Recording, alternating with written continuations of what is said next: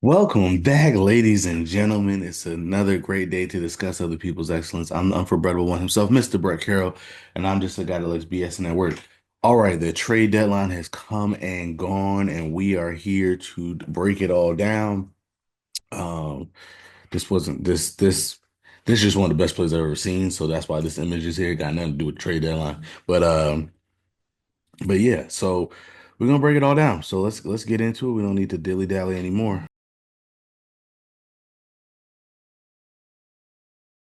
Let's get into it. All right, commanding defense. The Washington Commanders probably made the biggest splash of anybody at the trade deadline by getting Marshawn Lattimore. I know Mike Evans is very disappointed by this. We as fans are very disappointed by this because the annual Lattimore Evans brawl was one of the best things about football. Hopefully they'll still play each other once a year. We'll see. Um, but yeah, he was a much needed piece of that defense. Their secondary was like probably the worst part of their team. That was like the thing that they need to fix the most. So getting a guy like Marshawn Lattimore, who's still a really good player, is crucial. Washington is years ahead of schedule with the meteoric rise of rookie Jaden Daniels, so I'm not surprised by them going all in and cashing in on his promising rookie campaign. And then, like I said, the defense was probably the one thing that they wanted to fix the most. And Dan Quinn being their head coach, you know he likes a great secondary. So getting a guy like Marshawn Lattimore was good. And I thought the trade conversation was pretty, which I think it was like Marshawn Lattimore and a sixth for a third, fourth, and a fifth or something like that. A pretty interesting trade, but again, if you're Washington, I love it. Go all in. Go all in this year. Why not? Um, I think right now they're the two seed. Now it sucks they're playing my Steelers this week, so of course they get him the week that we're gonna play him, but it is what it is. Setting the edge. We all knew the Lions were in the market for an edge rusher once they lost Aiden Hutchinson for the season, and they might find their answer in Zadarius Smith, or no one really could replace Hutchinson's production and leadership, but he will bring much needed presence to that defensive line, and it looked like a real contender, so he might be the missing line in the pride. Again, I like the move. They were linked to a bunch of different pass rushers. I think this makes more sense than going all in on Myles Garrett, going all in on like Max Crosby.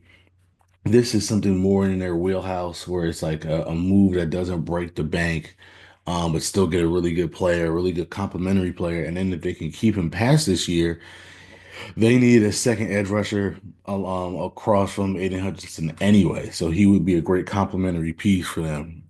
So again, I think this was a really, really good move by them, and we'll see. They look like the best team in the NFC, might be the best team in football this year. So. I'm excited to see what they can do with this move. All right, now to a team that like, I don't know what's going on with the Panthers. They've had the most frustrating, weird, and downright unexplainable week of any team in the NFL. I didn't do a pod last week because we had some scheduling conflicts, but my God, this Deontay Johnson trade is still one of the most baffling things I've ever seen. So let me break this down. So they traded Deontay Johnson and a six to the Ravens for a fifth. So basically, just a pick swap. They traded him for a pick swap. To me, it made no sense because at the time, and we'll get into that in a second, at the time, they had the number one pick in the draft. And at the time, the Ravens looked like a team that could be in the AFC Championship at worst, maybe even the Super Bowl, maybe even win the Super Bowl. So there are some compensatory picks in the fifth round, but the point is you're trading from the top of the sixth to the very bottom of the fifth, compensatory picks not included. So you're getting rid of your best trade asset to move up just a few spots in the fifth round. Not to mention, if you keep him and you let him walk, you probably get a compensatory pick yourself. And there were some conflicting reports about that. Would it be a fourth? Would it be a fifth? Would they get one any at all? I'm not going to sit here and pretend I know how the compensatory pick thing works. Um, but we there was really conflicting reports on like what they would have gotten had they kept him. And I get it, he was a malcontent, he was a diva, he's a good player, but he's not as good as he thinks he is. I get all that. That's why we traded him for pennies on the dollar.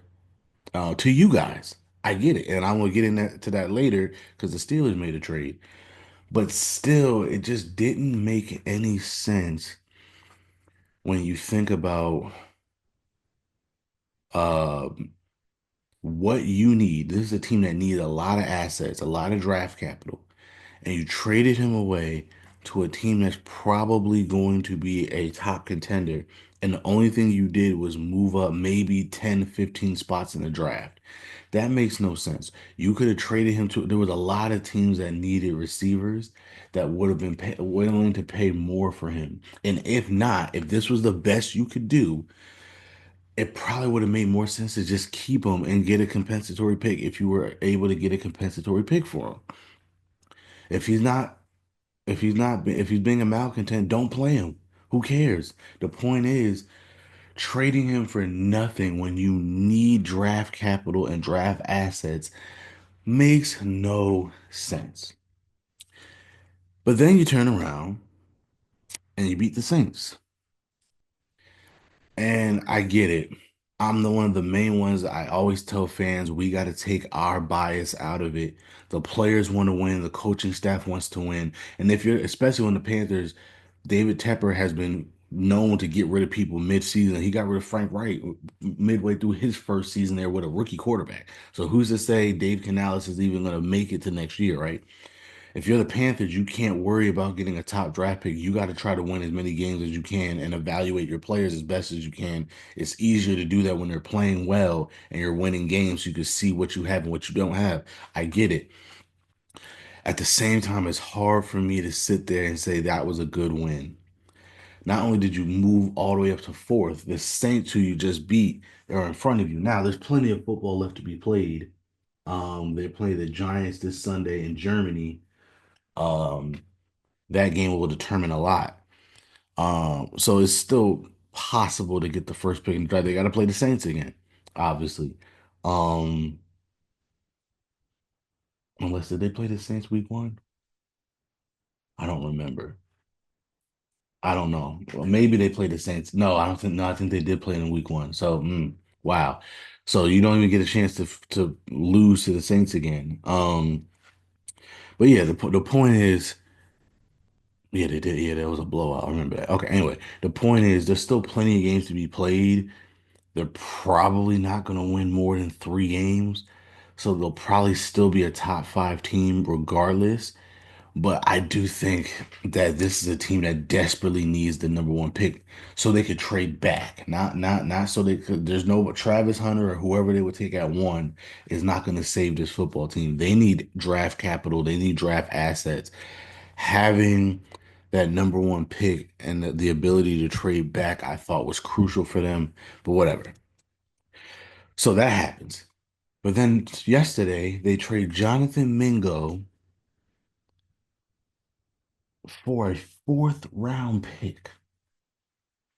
And again, you then look back at the Deontay Johnson trade and say, see, if you just waited a week to trade Deontay Johnson, you would have gotten more for him because teams needed receivers to the point where you got a fourth round pick for a guy who doesn't have a touchdown yet in his career.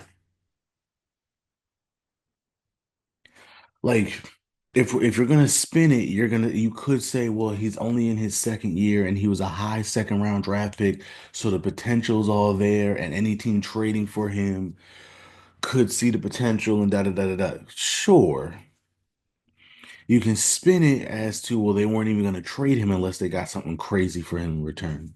Sure. You could spin it as Deontay Johnson is now on his second, is again is a malcontent, is a diva who's not as good as he thinks he is, blah blah blah blah, who has flaws in his game. He's going to be a free agent, so his value, cool. All that is fine.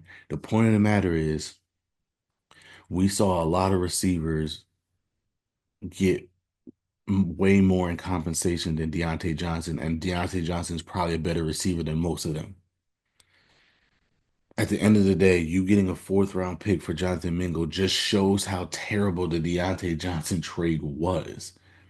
It made no sense. And so it's a weird thing where if you switch the names, right? If what you got for Deontay, you got for Jonathan Mingo, and what you got for Deontay, what you got for Mingo, you got for Deontay.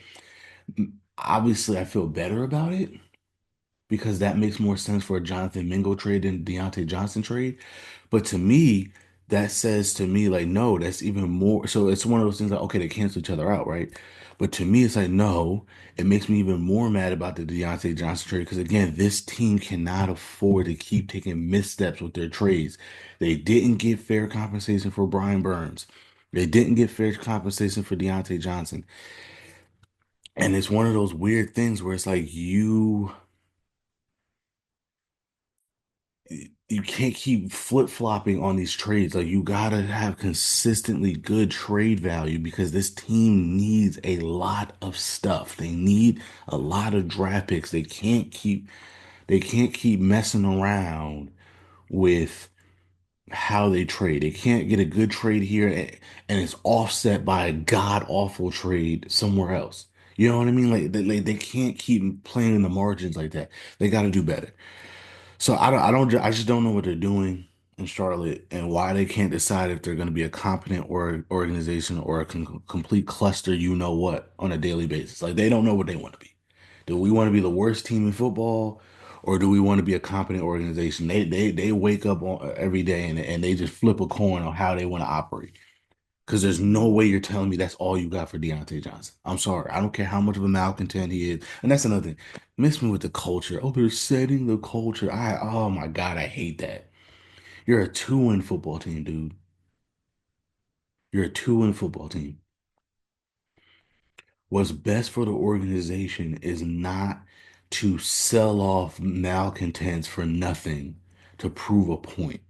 What's best for the football team is if there are people that don't want to be there, cool, get rid of them. But don't just get rid of them for nothing. Get value so that you can bring in more players that's going to buy in. You're a two-win football team. At the time that you made the trade, you were a one-win football team. So don't miss me with the, oh, they're setting the culture. They're setting the culture. Like, just screw that. Get good compensation for your very few tradable assets. That's the thing. This team is so bad they don't even have a lot of good tradable assets. The fact that you didn't get enough for your best tradable asset, it's just beyond me, bro. It's beyond me. And so we'll see what they do this offseason, but they got to do some soul searching with how they do business because this is the second time now where it's like your best tradable asset you got nothing for. Like you got to do better. All right. Speaking of Deontay Johnson trade, um, the Steelers are still feeling the aftermath of that trade. If you've been following the channel, you know that I did not like that trade from the get-go. I thought it was a horrible trade from the get-go. And again, that's one of those weird things. That was a good trade for the Panthers at the time. Now, Dante Jackson has been playing well for us, so it looks better for us now than it did then, but it still put us in a bad situation because, again, same thing here. I don't care if Deontay Johnson's a malcontent. If you already need receiver, you don't trade him for pennies on the dollar, now creating an even bigger need at receiver. I'm going to say it again. We needed draft assets at the time.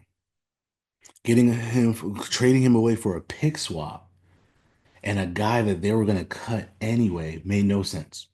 And again, he's playing well for us, Dante Jackson, but it still makes no sense because this is the thing that happens. We were all in on Brandon Ayuk. We were all in on Devontae Adams. We were all in on Cooper Kupp. We were all in on Christian Kirk. And I kept saying, if you've been watching the channel, I kept saying, at this point, don't trade for a wide receiver because you're too thirsty and you're going to overpay. I kept saying it. Van Jefferson's playing well. Calvin Austin's playing well. Just see what you have in them. You're not going to win a Super Bowl this year anyway. Just draft a receiver next year. Don't go all in on a receiver. And getting Mike Williams for a fifth round pick and paying his salary. when everybody and their mother knew that, like, yo, you could have gotten for like a 6 or a 7. Now, again, I get it. Justin Fields right now is your 6th round pick. So you can't trade a 6th round pick. And maybe the Jets say, well, we're not giving him away for a 7th. I guess. But my thing is, again, you waited to the trade deadline to get this done. He was a guy on your radar for weeks, and I get it. He was probably your last, he probably was worst case scenario. Fine. But when you struck out on Christian Kirk, when you struck out on Devontae Adams, when you struck out on Brandon Ayuk, when the Rams made it clear that they weren't going to trade Cooper Kupp, I think you should have just got this deal done before because you overpaid. You overpaid. You overpaid. And when you're a football team like the Steelers, who prides themselves on drafting, they don't do much in free agency. Now they have a lot of cap space this year. They will have a lot of cap space this year, but again, they don't. They've never operated in free agency like that. So I'm not expecting them to operate in free agency. When you don't operate in free agency and you need your draft to hit, and we still have some significant needs, you cannot overpay for a 1 year rental, not even a 1 year rental, a half a year rental in Mike Williams, especially when you paid the contract. If the Jets paid the contract and you got the 5th rounder, okay, cool. But you paid the contract and you paid, it just showed that you were so desperate. And that's another thing the Steelers do, and they've been doing this for years. They don't hold their cards close to the vest at all. Every year we know who they want. We know what they want. They're not shy about it. And it makes no sense because you when you're at the negotiating table, if I know you desperately want what I have all the leverage.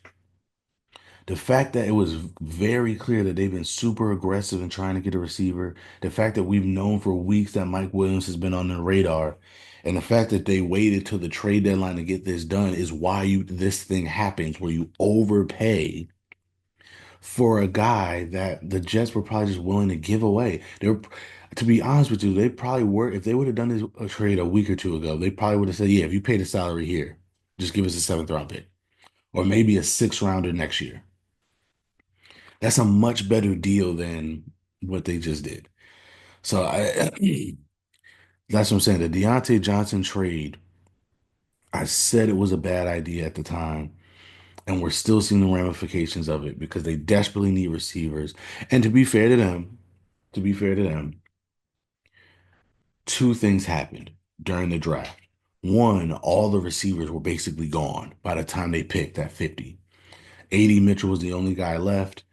I think they did the right thing in taking Zach Frazier. He's been good for us, even though he's been hurt the last couple of weeks. He's looked amazing. And to be fair, AD Mitchell hasn't done anything in Indianapolis. But by the time they picked at 50, all of the receivers were gone basically. And so they probably thought that they could afford to trade Deontay because they thought that, in the second and third round, there would be a plethora of receivers to pick from, and there wasn't. And then two, the guy that they did pick in Roman Wilson hasn't played all year. He's had a bad hamstring. Obviously, they can't predict that. So, some things didn't go their way. I get it. But still, like I said, when you traded Deontay Johnson for nothing but a pick swap, and when you traded Kenny Pickett for nothing but a pick swap, in a draft that you already had only 6 picks, in a draft that you had major needs, in a draft where you already had a need at receiver, and trading away one of your starting receivers was going to create an even bigger need at receiver. Again, trading your starting quarterback and your starting wide receiver for pick swaps is not how you get things done. And again, we're seeing the ramifications of that now. Hopefully Mike Williams comes in and he's everything they need him to be, so it'll be worth it. But yeah, man, I just don't. I kept saying at this point, stop, don't go for a receiver because you're gonna overpay, and that's what they did. And so it is what it is at this point. Okay, also speaking of the overpaying, speaking of the Panthers, speaking of the Deontay Johnson trade, all of this, what the hell are the Cowboys doing? Like, Jerry Jones, what are you doing, man? Like, speaking of just overcorrections and everything, this is insanity. And speaking of ramifications of trades, the Amari Cooper trade might go down as one of the worst trades in Dallas Cowboys history. Because again, we're seeing the overlasting ramifications and effects of that trade. You don't remember a couple years ago, they got rid of they to shed salary. They traded Amari Cooper for nothing for a six-round pick to the Cleveland Browns. That created a vacuum in receivers because they needed receivers. They still don't have receivers. They drafted some guys and Tolbert and others, and they've been okay, but they haven't filled the need of an Amari Cooper because Amari Cooper's a really good player. The Browns turned around and traded him for a third, something that you probably should have. Remember, you trade a first to get him from Oakland. To trade him away for a six made no sense. He was probably worth at least a third. So to see him go again for a third hurts. To see that you need him because you need receivers hurts. And then you sit there and you don't get a receiver when there was all these receivers available. You watch the Ravens get Deontay Johnson for nothing. And then you turn around and trade a fourth round pick for Jonathan Mingo. Again, I will repeat, a guy that has never even caught a touchdown pass yet in his career. A guy who's not even starting on a Carolina Panthers team that desperately needed receivers.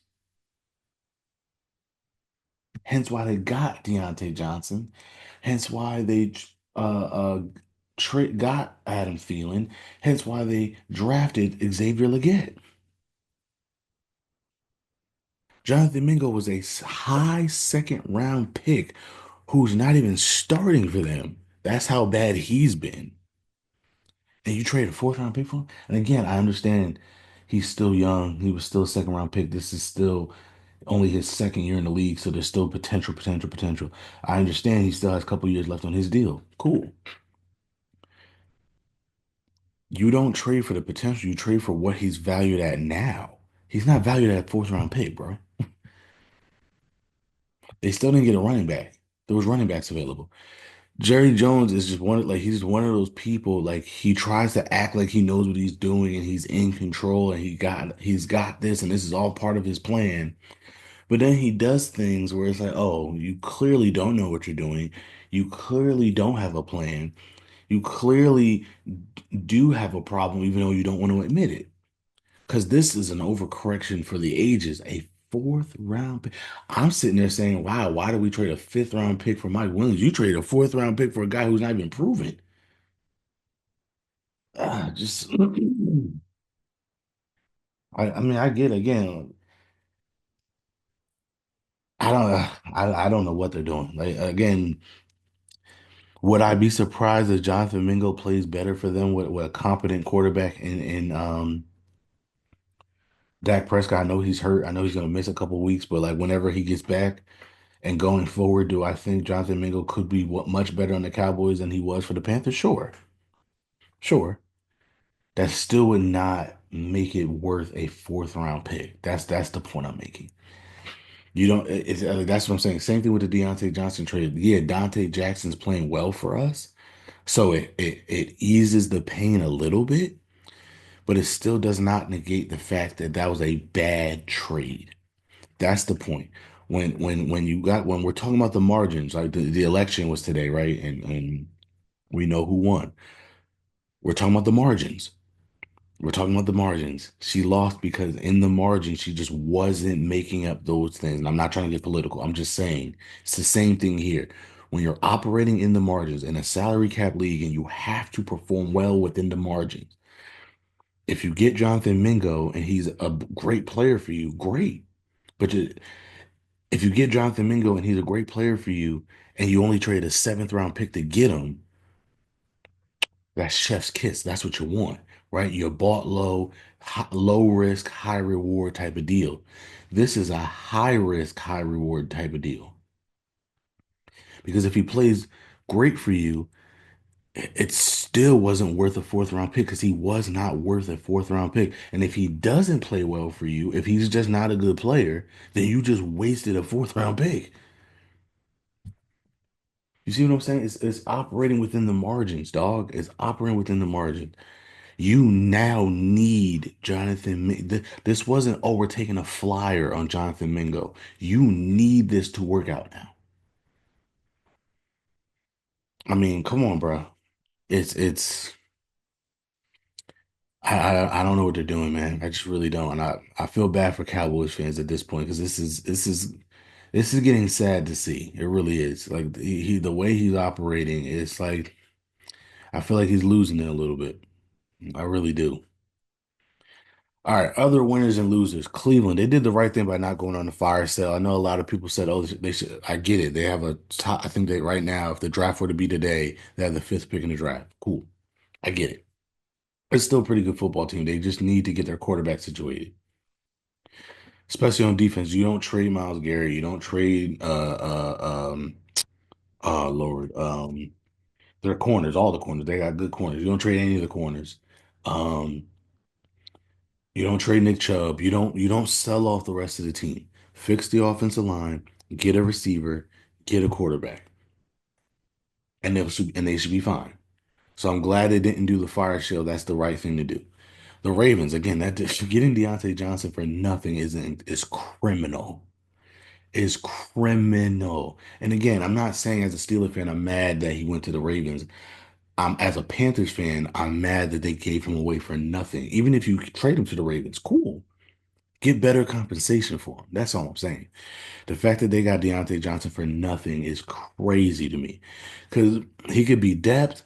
He could replace Nelson Aguilar as that number two. He can be whatever they need him to be. And again, that's operating within the margins. It's low risk, low reward. If he doesn't pan out for you, great. We didn't give up anything to get him. If he's great for you, awesome. Because we didn't give up anything to get him. And that's the difference between a well-run organization and organizations that still haven't figured it out. It's operating within the margin. That's exactly what we're talking about, right? That those two receiver trades are exactly what we're talking. One team got a guy for nothing, high upside, low risk. Another team traded a lot to get a guy with very little upside and a lot of risk. That's why one team is 7-3 and another team is, I think, what, 4-4 or something like that. That's the difference. So the Ravens for sure.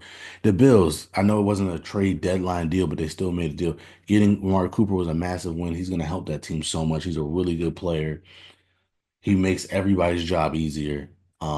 Great pickup. And then the same thing with the Chiefs. DeAndre Hopkins is still a really good player. We saw he had two touchdowns on Monday night.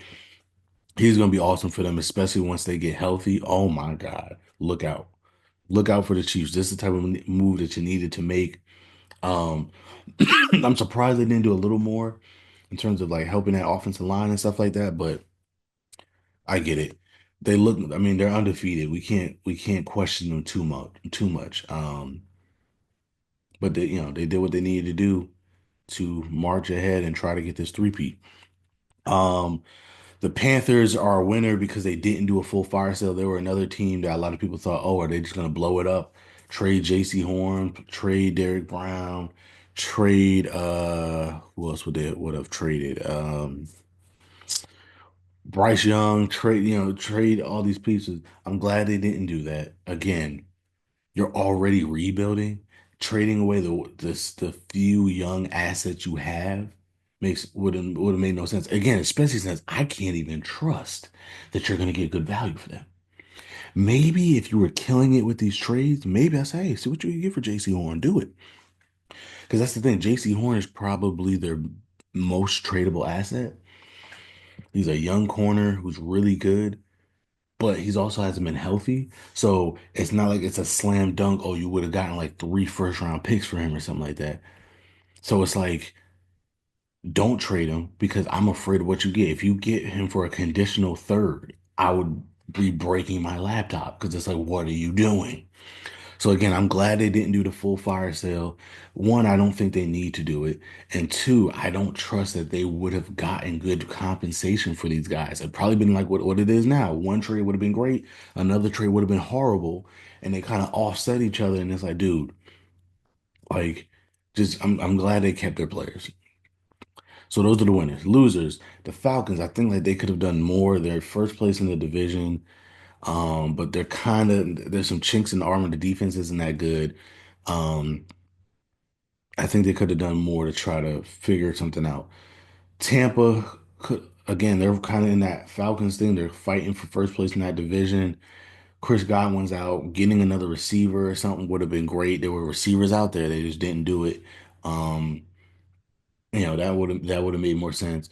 The Jaguars, they didn't trade Travis Etienne. They didn't um trade Brandon Sheriff. Um, they're a team I feel like kind of should have done the fire sale. Um, right now, I believe they have the second pick in the draft. Again, they're right in line to get the first pick in the draft. Again, it'll be what, the third time in 3 years or something like that? Or third time in 4 years or 5 years, I should say. Um, I think they are a team that maybe should have traded some of their assets. Obviously, they're trying to trade Christian Kirk, but he got hurt because they're just not a good football team. And a lot of changes are going to be made in Jacksonville. So not moving off of Trevor Etienne was kind of, surprising in my opinion. The Texans, again, should have got a receiver. You're first place in your division. CJ Stroud's kind of having a sophomore slump, but again, his receiving core is all decimated. I'm surprised they didn't get Deontay, especially when you see a guy like Deontay Johnson go for nothing. Um, should have called about Adam Thielen. Should have called about some of these other. I'm surprised they didn't go get a receiver. That's very surprising to me. And then the Panthers, I have them as a winner and a loser. Even though they didn't do the fire sale, which I'm glad they didn't, I do think they should have traded Adam Thielen. Again, he's a guy that had value. He's a guy that you're probably not bringing back. Um, he's a guy that at this stage of the season embrace the youth movement. See what you have in Xavier Gillette, see what you have in Jalen Coker. Again, Thielen's not coming back. There's rumors that he's kind of a malcontent. Or not a malcontent, but just not unhappy, which why would you be? You went from a good team in the Vikings and especially this year they're balling out of their mind. And now you're on the Panthers, who are probably the worst team in football. I wouldn't be happy either. I get it. Not trading him and getting something back for him is surprising to me. Again, especially since there's a lot of teams that need a receiver. You call Houston, call Tampa, well, I know I understand not trading to Tampa, but call Houston, call some of these other teams that needed a receiver. Get something for Adam Thielen. Again, get something good for call the Cowboys. Get something good for Adam Thielen, but get something for him. Um, but yeah, that's the video. You can find me at Never Forget Me. That's NEVA underscore the number four BRETT underscore ME on all the socials. We are the underscore dope blog on Instagram and Threads. We're the dope blog, all one word on Twitter. Our website is the dope.blog. And because you are watching this on YouTube, please like, share, and subscribe and join us next time as we continue to discuss other people's excellence. Deuces.